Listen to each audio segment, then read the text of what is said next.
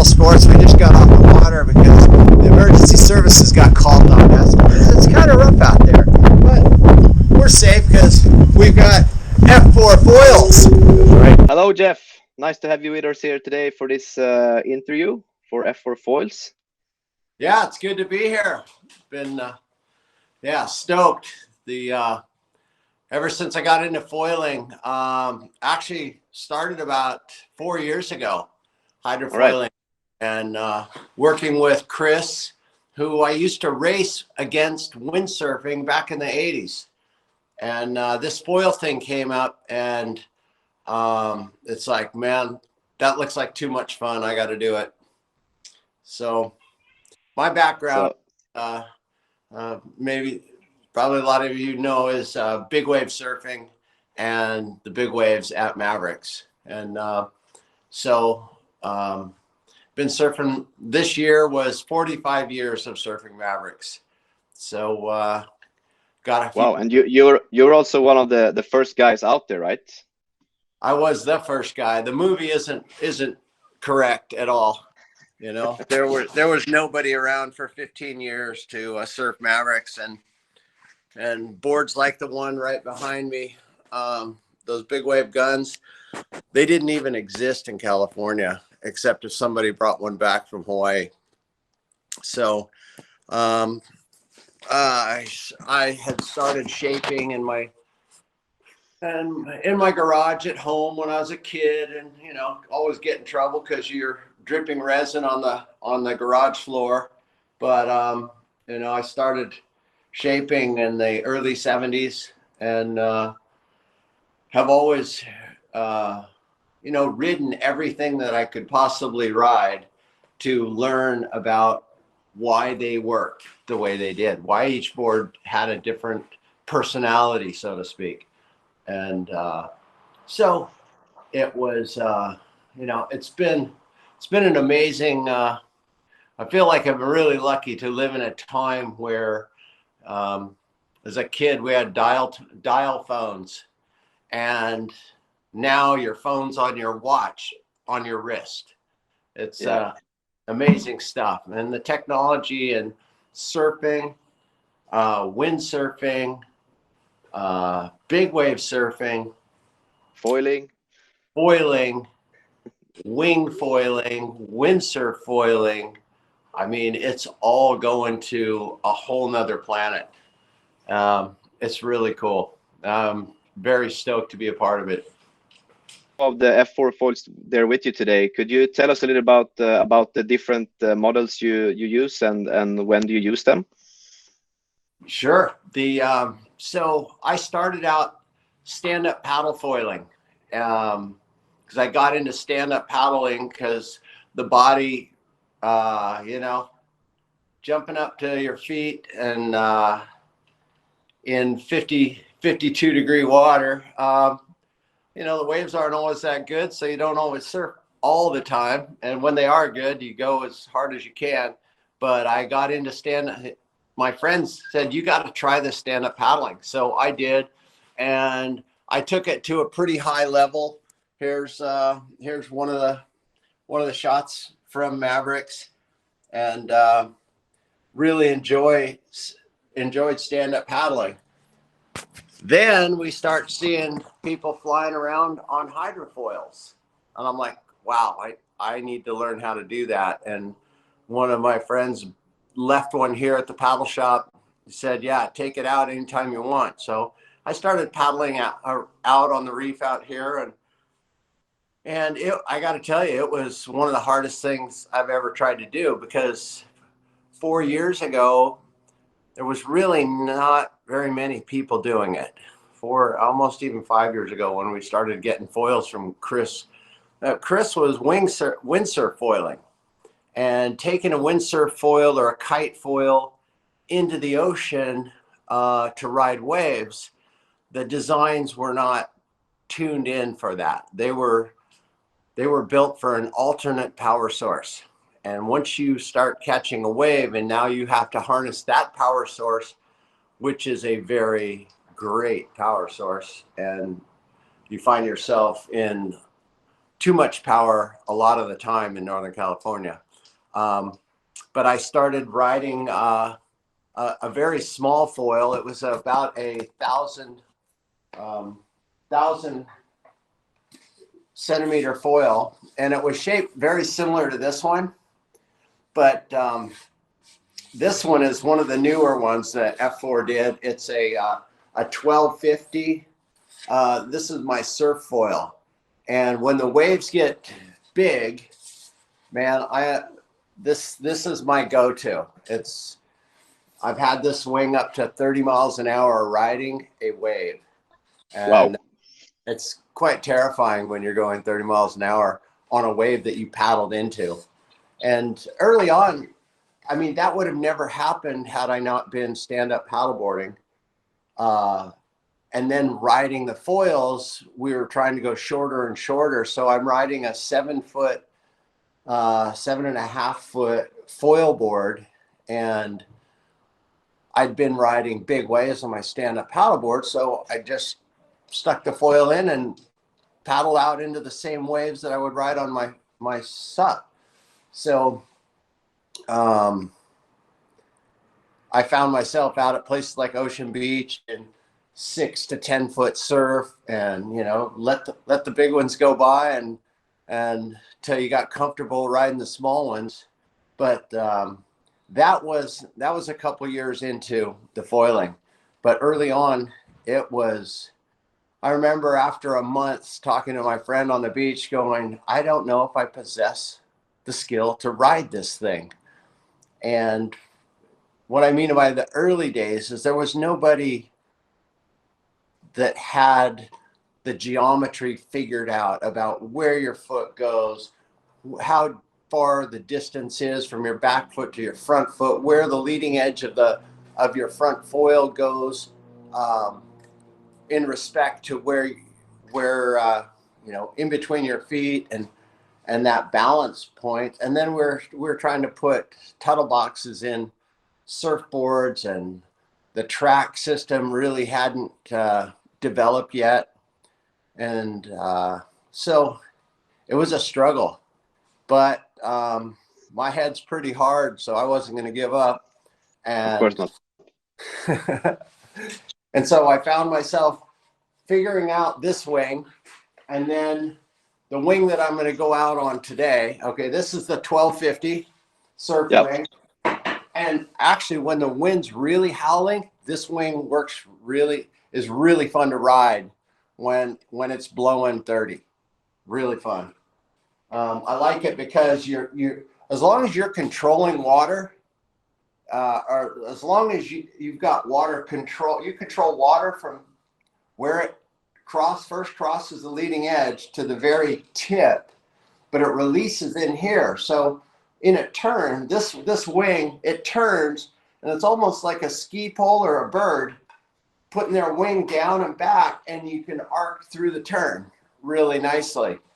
And I like the way that it yaws back, rolls into turns, super smooth. My favorite when it comes to good surf and like on a big long point break where you're just carving all over the place. This is the good one. The next surf wing is the 1400. It's got that anhedral dihedral, and this is like my go-to wing for 1400 centimeters square. And you can see the tail is the flat profile to give you a lot of control through the profile. But like I said before, I know this thing got a lot of use a couple days ago out underneath the Golden Gate Bridge. But nice. Like when you were out winging, right?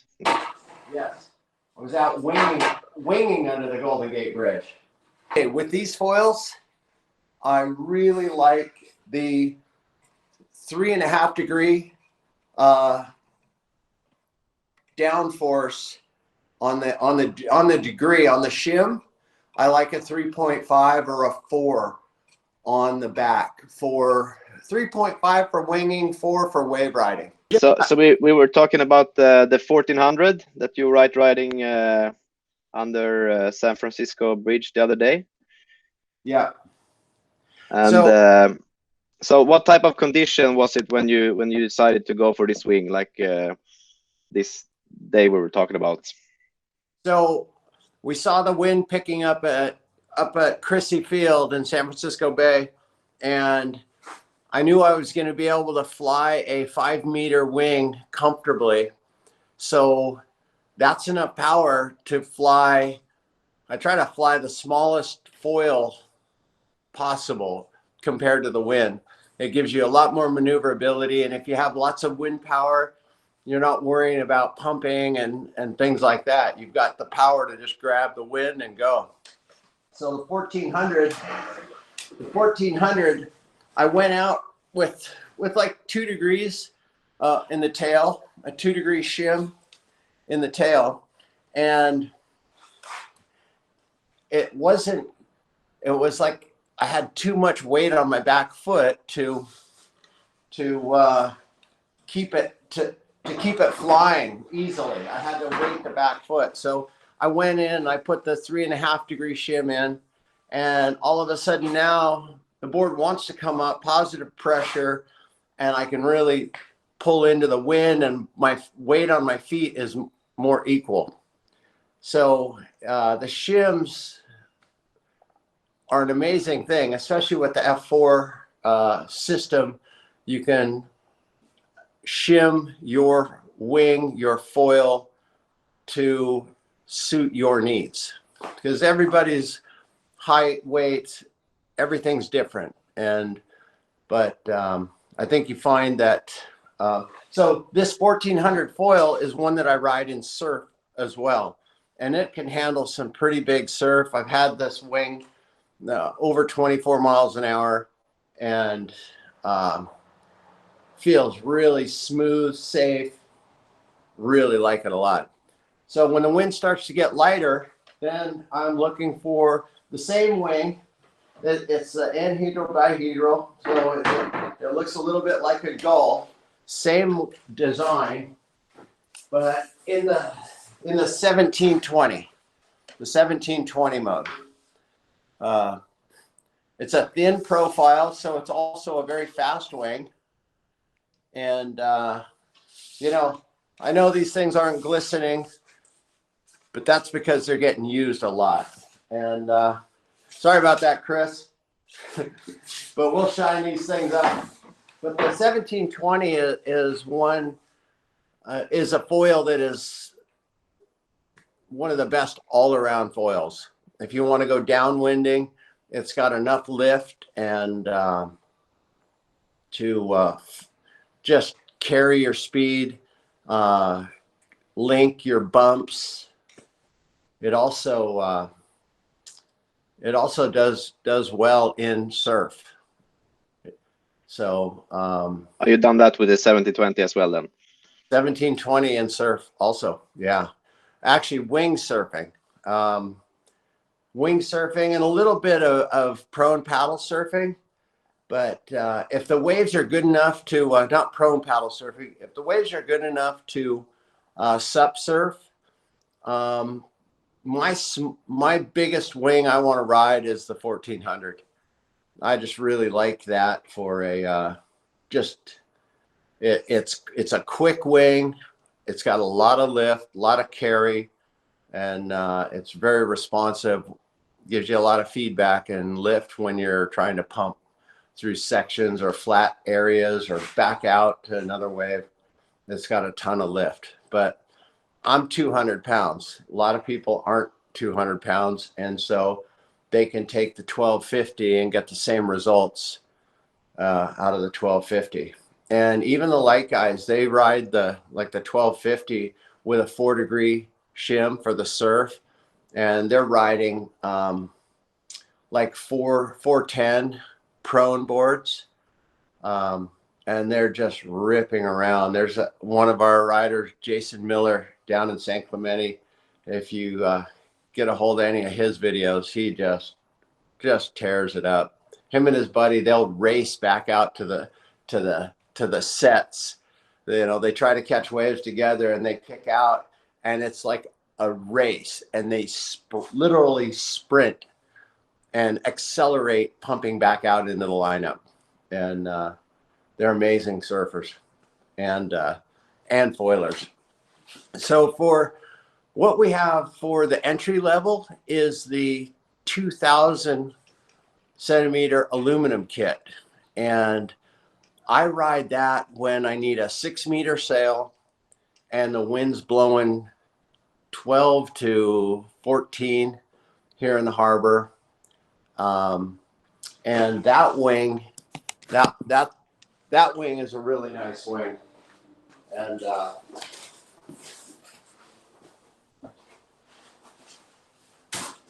so it's a 2,000 centimeter wing. It's shaped like the Surfwing, which gives it some just amazing turning properties. I love a wing that's this big for super light. It's really a quick turning wing. It's not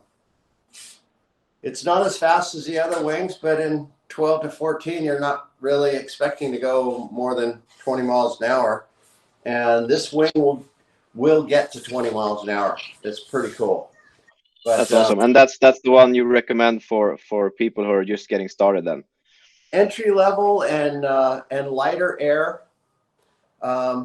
This allows you to, you know, get up in basically moderate conditions, fly when the wind's light, and get you up and flying at a low speed.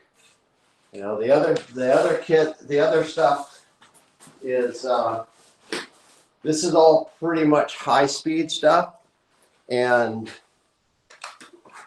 yeah, that's my favorite stuff, man. This thing, the wind is coming up. Guy just drove by just now and said, "Call me when you're done. We're going out on the reef." And yeah, I'm not gonna hold you up too much long. I'm gonna let you get back out in the water soon. I promise. oh no, it's good. It's good. This is pretty cool. You know, you know, growing up in Half Moon Bay, and then, you know, I had my 64th birthday a couple days ago, and to be doing what I'm doing at this time in my life, it's absolutely phenomenal.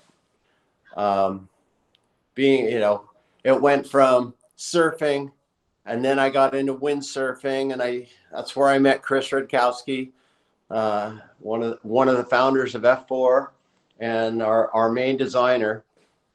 And then I went off on my own tangent. When they started doing loops and all that, I pretty much got out of the windsurfing and really focused on big wave riding. And that's more on big wave riding. I always rode big waves and surfed all winter long, and Mavericks when I could and when it showed up. But after the windsurfing, really a extreme focus on Mavericks. And then, you know, I mean, we're talking 20 years, 30 years spans here. Jumped back in that. Well, the windsurfing, I ended that probably in the late 80s, and then went into the big wave riding for big tow surfing, Jaws in Maui in the 2000 World Cup, and then got into stand-up paddle surfing. And Yeah. the whole time I've shaped boards. In the early windsurfing days, I was shaping slalom boards. I didn't do too much of the course boards. I let those things are just monsters. But surfboards, big wave guns, windsurf boards, race boards, the slalom racing, and then got into, you know, now we're stand-up paddling, shape all my boards for stand-up paddling. I have some models with Surf Tech, and now the shop here, you know, I've shaped pretty much everything. And now we got into foiling, and foiling is just remarkable. Building boards and designing boards. I've always been a freak for design. Just designing boards that they just work. I know how water moves. I've ridden water on basically every craft there is. Yeah. And it's allowed me to design and shape boards that really perform well. Like this little board right here behind me is a 510, and it's a just a really fun design. It's 510. I can stand up paddle this board, as well as I like winging this board because you get out underneath the Golden Gate. The other day we're out under the Golden Gate, and it was blowing, I don't know, in the 20s, mid to high 20s, and the current going out underneath the Golden Gate was 7 miles an hour. So you're almost like you're in a river, and that could be quite intimidating if the wind dies and you don't have enough foam to paddle in. Yeah. You can find yourself in a lot of trouble. But I like the Y strap. This board's got a Y strap in it. Let's lock this thing down so I don't drop a board on the ground. But, you know, I like the Y strap and just the bar in the back, so you can switch feet. If I was going to do any jumping, I would have to put a foot strap in the tail. But for carving around and wave riding, which is what we're going to do today, I think that just having the quickness of, and I put a bump in my arch bar back here so that I can register my back foot. I can find exactly where my foil is. I know my foil is directly behind this bump. So as I switch feet and slide my foot back, I can go right to that bump or just behind. Right. And this is the board you're gonna take out today. And which foil are you gonna go for? Is it the 1400 or? I'm gonna ride the 1400 today. So yeah, I'm gonna ride the 1400, and then the 90 centimeter. I'm gonna ride the tall mast. So I'm gonna just plug this thing together. And you know, another thing, when you're riding in wind, you know, I've heard different takes on where to put your mast for winging, but I got to tell you, you put your mast back and you'll have a lot easier time flying. You know, the board, you got more board out in front of you. The wing, you know, the wing won't pull the nose of the board under, and it just tracks better. It's just all around better to have your mast back. And I have one of the fishermen out here just started. He came in, he goes, "Man, I'm watching you guys. I want to do this. What do I need?" So he throws 4,000 down at this stuff, and in 3 days we got him up and flying. And he's the fastest kid I've ever seen do it. The kid, I'm talking about a 30-year-old kid, but grew up surfing, kiting. He knows the ocean. He's a fisherman. He got on this thing and took to it right away. But he was having trouble, and he goes, "Well, I put the mast in the middle." And you know, I go, "Man, you got to move that thing back." And he goes, "You moved it back half an inch." I go, "No, move it all the way back." And that day was his biggest breakthrough. He hit the board stable. You know, it's, I don't know. There's a lot of different schools of thought there, but I don't know. I watched this kid benefit from putting his mass back versus forward. But he was on a 6'8", same design as this, but just 6'8". A little more volume. When you're beginning foiling, entry-level foiling, don't let anybody talk to you into something that you can't stand on, because you're not going to excel quick enough to make that board obsolete. People go, oh, I only want to buy one board. It's like, well, you can buy the small board for when you're really good, but it's going to take you twice as long or 3 times as long to get really good. So start with a board you can stand on, sail it around like it's a little opti, like a little sailboat. So you learn to manage your wing. You have your mast set up. You have markings on the deck of the board where your feet go. And that is the quickest way you're going to learn to foil. And once you do that, then you start worrying about, okay, do I want a sinker, a board that's, maybe a 70-liter board or small. But the board I ride, my favorite winging board for surf, is 118 liters, and that's a 510.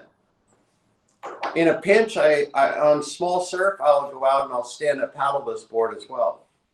But I've got a 100-liter board in the glass shop right now, and I can't wait till that gets out. And that's one of the boards that you'll have to start on your knees, get your feet set up, step up when you get a sail full wind, and you'll go from there. But entry level, start with volume. It won't hurt you. I have a board back here in the shop that's 165 liters. It is literally a boat, but it's only 6'8", and it makes everything easier. If you're already up, your feet are in the right place, all you need is a little acceleration from the sail. And if your feet are in the right place, the right wing, you're going to start flying. And so the way to go for somebody who's just learning is to get a big nice board like that together with 2000 wing foil. Yeah, the 2000 wing foil, a big board, and then you get yourself depending on your weight, if you're 200 pounds plus, you're going to get a 6-meter board. If you're 150 pounds, a 5-meter and a 4.2. It's so, and it all depends on the wind conditions in your area as well. If it's blowing 25 every day and you're only 140 pounds, you're going to get a 3.5. So, that it's really good to take an average of what your conditions are. And so you buy smart and you get the right wings for your area. Right. Jeff, I'm sure you've been riding some other type of foils as well, other than F4. What would you say is the reason and the biggest benefits of F4 foils compared to other brands that makes you want to go on them? The F4 foils allow, the F4 foils give me a lot of variety in the things that I want to ride and the conditions I want to surf in. I can match my foil setup to the conditions very easily. I like the Surfwing.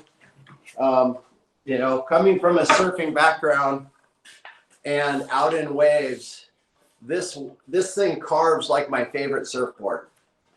And for the bay and flatter water, I'll use this 1400 that's up on the top of this thing. That wing up there, that is a great wing for flying. It's both in surf and flat water.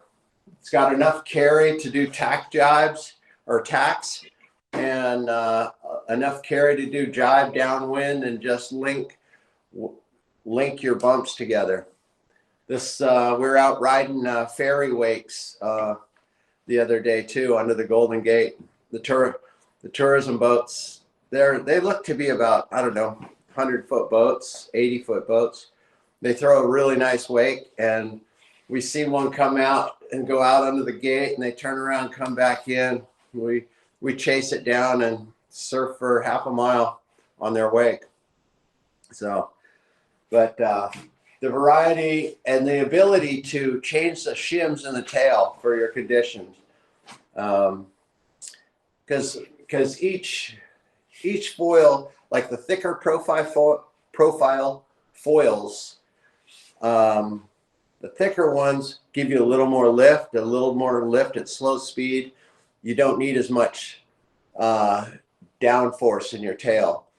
The smaller foils, because they don't have as much lift, they're a faster foil.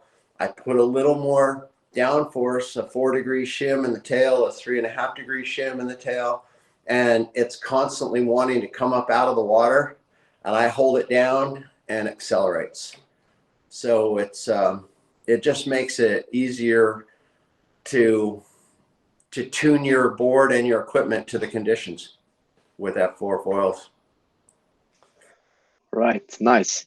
I'll let you get on to it now. You have the foil set up, so I know your friend are waiting to get in the water with you. So I won't hold you up for all the fun as well.